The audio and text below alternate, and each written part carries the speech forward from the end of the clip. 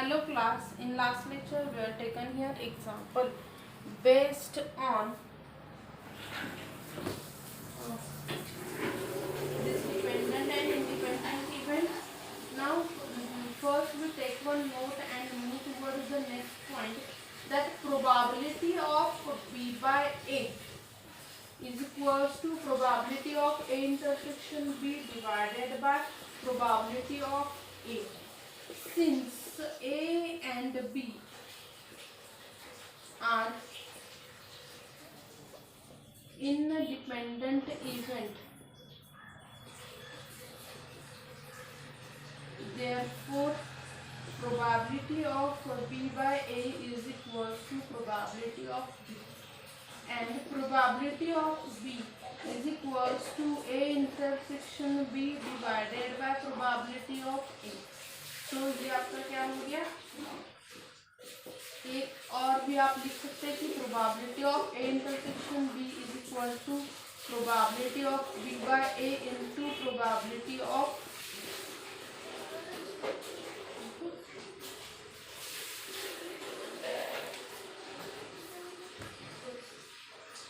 इसी फॉर्मूला के ऊपर हम एक एग्जांपल लेते हैं। फॉर्मूला अच्छे से लिख लो, ठीक है। वीडियो पॉज करोगे एंड फॉर्मूला अच्छे से लिख लोगे, ओके। एग्जांपल लेते हैं। A fair coin and an unbiased die are tossed. क्या क्या किया है, एक कॉइन है और एक आपका अनबायस्ड डाई, दोनों भी एक साथ मैंने टॉस किए हैं। Let A is the event, A is the event, head appear, head appear on coin and B is the event,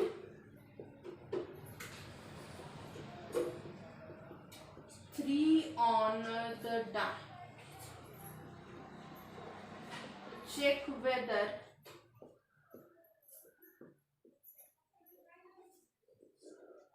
A and B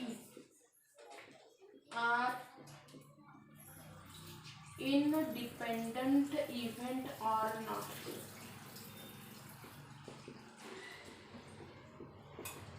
Okay. यहाँ पे देखो क्या है, हमारा सैंपल स्पेस फॉर्म करते हैं। Sample space related to given.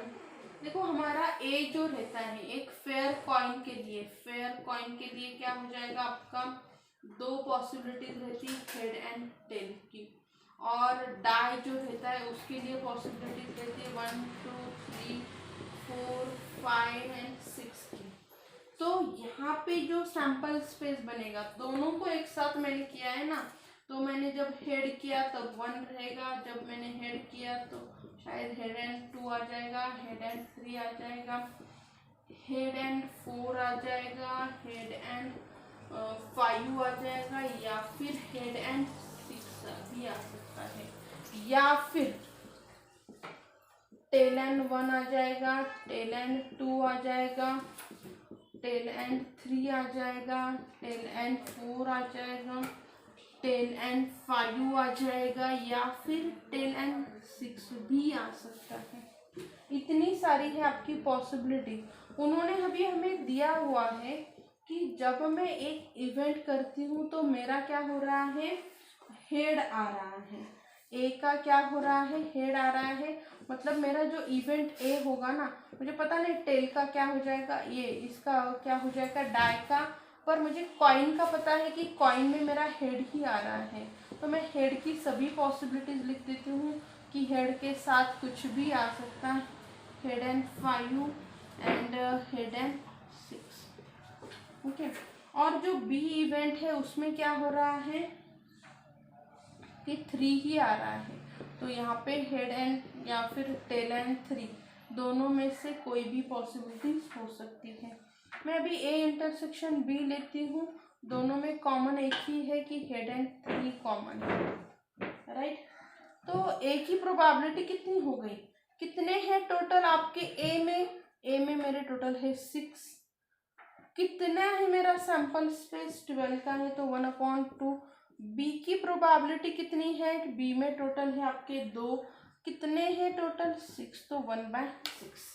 तो मेरा probability of A intersection B कितना हो गया, मेरे बी में है ए इंटरसेक्शन में 1 है, तो आप ऐसे भी लिख सकते हैं कि number of A intersection B divided by number of S, तो ये हो गया 1/12। अभी देखो probability of A intersection B not equal, ये आपका यहाँ पे मुझे लगता है ऊपर में लिख देती हूँ, अभी एग्जाम्पल शायद आपका लिख के हुआ होगा। तो देखो अगर आपका probability of A intersection B is equals to probability of A into probability of B आता है क्या, देखते हैं। इंटरसेक्शन तो आ गया मेरा 1/12, ए की प्रोबेबिलिटी है 1/2, इसकी है 1/6, मतलब ये भी हो गया 1/12। मतलब क्या हो गया कि ए एंड बी ये क्या है मेरे इनडिपेंडेंट इवेंट है। ये कैसे हो गया आपके इनडिपेंडेंट इवेंट हो गया। कैसे करना है, खाली आपको प्रूव करना है कि प्रोबेबिलिटी ऑफ ए इंटरसेक्शन, अगर ये सेम नहीं आते ना तो मैं क्या कहती कि these are the dependent event. But क्या हो गया कि A intersection B is equal to probability of A into probability of B हो गया। इसका मतलब है कि आपका जो इवेंट है ये क्या है, इनडिपेंडेंट इवेंट है। ये क्या है आपका इनडिपेंडेंट इवेंट है।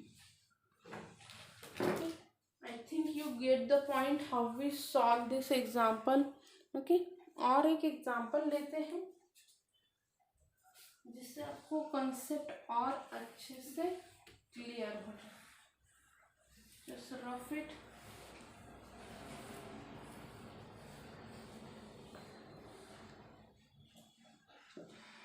एग्जाम्पल है, एक class consist of 80 student.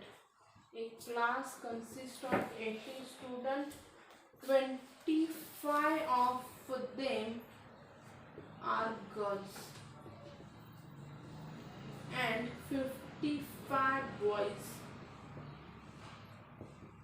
10 of them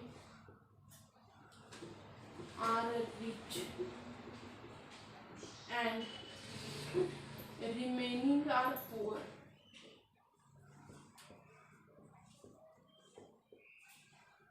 20 of them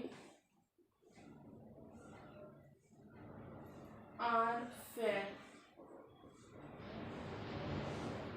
complexion.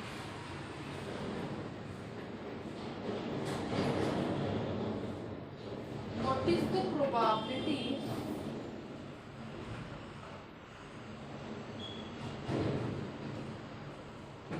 of selecting a fair complexion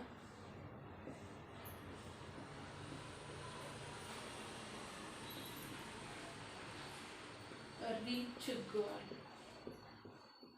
देखो क्या दिया है, टोटल कितने थे स्टूडेंट, मैं पहले आपको थोड़ा सा ये करके दिखाती हूँ, फिर हम बाद में। उसमें से क्या हो रहा है कि 25 गर्ल्स से एंड 55 बॉयज। ओके, गर्ल्स से ये है बॉयज। अभी ये 80 में क्या क्या हो रहा है डिवाइड, 80 में फिर से और एक चीज डिवाइड हो रही है कि इसमें से 10 रिच है और 70 जो है पुअर है। और एक बात हो रही है इसी 80 में कि 20 आर फेयर एंड 60 ये है फेयर है और बाकी के सपोज हम ब्लैक कहेंगे। उन्होंने कहा है कि अगर मैं यहाँ पे सिलेक्टिंग, मुझे एक क्या करना है, फेयर फेयर रिच गर्ल मुझे सिलेक्ट करनी है, तो उसकी प्रोबेबिलिटी कितनी होगी। ओके, अभी आपको एग्जाम्पल तो समझ में आया होगा। एग्जाम्पल को सॉल्व करते हैं। ओके, एग्जाम्पल को सॉल्व करते हैं। ए है मेरा selecting a fair complexion girl, fair complexion. उसके बाद मेरा बी है सिलेक्टिंग रिच स्टूडेंट।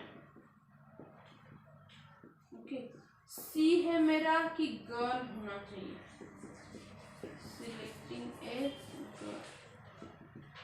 ओके, तो मैं प्रोबेबिलिटी ऑफ ए लेती हूँ। टोटल मेरे पास थे, मैं यहाँ पे नंबर ऑफ एस भी लिख देती हूँ, 80 स्टूडेंट का था। देन प्रोबेबिलिटी ये नंबर ऑफ ए लिखती हूँ, कितने फेयर है 20 है। देन नंबर ऑफ बी भी लिख देती हूँ, रिच थी 10। नंबर ऑफ सी भी लिख देती हूँ, कितने हैं गर्ल्स 25 है। तो प्रोबेबिलिटी ऑफ ए कितनी है मेरी कि 20 में से 80 में से 20 है तो 1/4 हो गई। प्रोबेबिलिटी ऑफ बी भी निकाल लेती हूँ मैं, वो है 10 आउट ऑफ 80, तो ये मेरी हो गई 1/8। एंड प्रोबेबिलिटी ऑफ सी भी निकाल लेती हूँ, वो है मेरी 25 में 80, तो ये है मेरी 5/16। तो probability of A intersection B intersection C is equals to probability of A intersection probability of B intersection probability of C. क्या है ये?